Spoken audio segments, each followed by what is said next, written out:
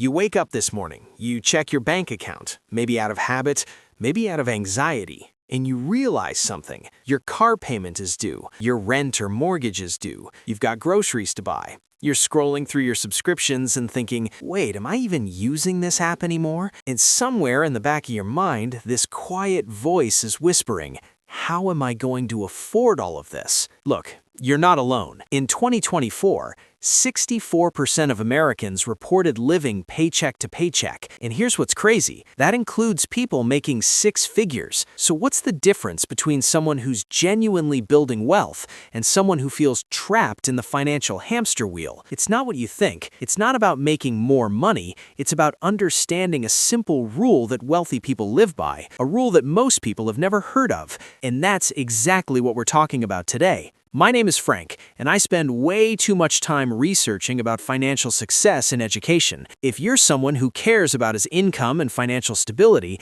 make sure to hit the subscribe button and give this video a thumbs up if this helps you out. Okay, so here's the thing. The wealthy don't get wealthy by accident. They follow principles. And one of the most powerful principles I've discovered in my research is what I call the $2,500 rule. Now, before you think this is about a specific dollar amount that applies to everyone, it's not. But the framework, that's universal. Here's what most people don't realize. Wealthy people have a ceiling on their lifestyle expenses.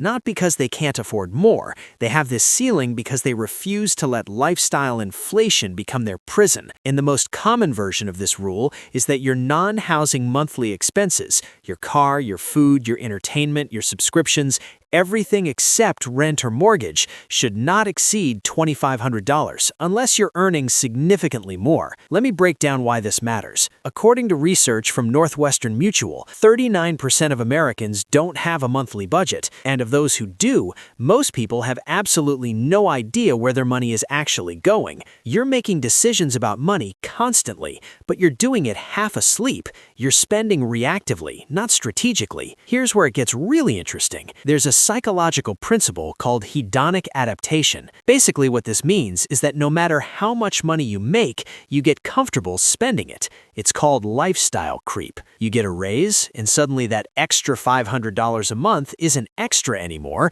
It's just your new baseline. You buy a better car, you upgrade your apartment, you start eating out more, and before you know it, you've increased your expenses, but haven't actually increased your happiness or security. The wealthy understand this. They literally set boundaries to protect themselves from themselves. Now, you might be thinking, Frank, but everyone's situation is different. I live in an expensive city. My rent is already $2,000 a month. How does this rule apply to me? That's actually the right question, because the rule isn't about the specific number. It's about understanding your ratio. If you're making $6,000 a month, $2,500 in non-housing expenses means about 42% of your income.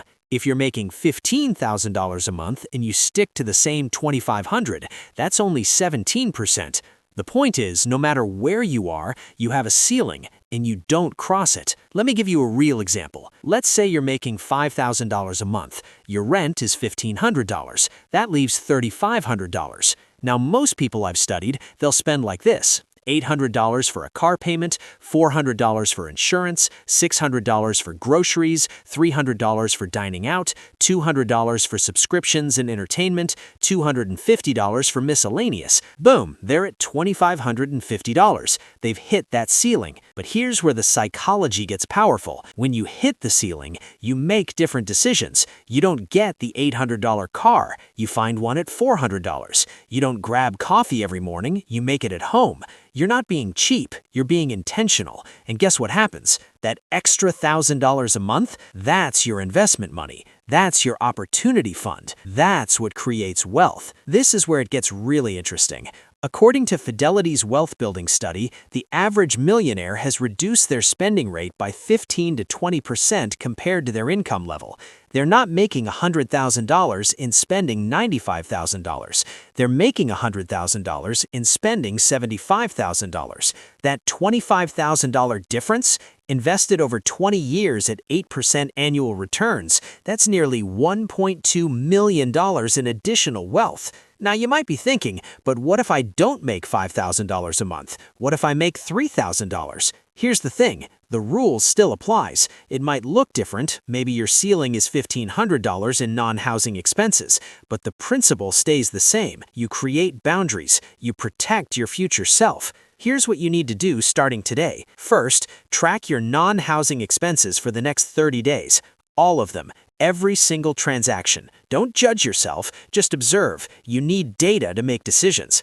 Second, calculate your $2,500 equivalent based on your income. If you make $3,000 a month, what's your proportional number? Work it out. Third, identify 3 areas where you're overspending relative to your ceiling. Be honest, is it the car, the subscriptions, the eating out? Now here's the crucial part.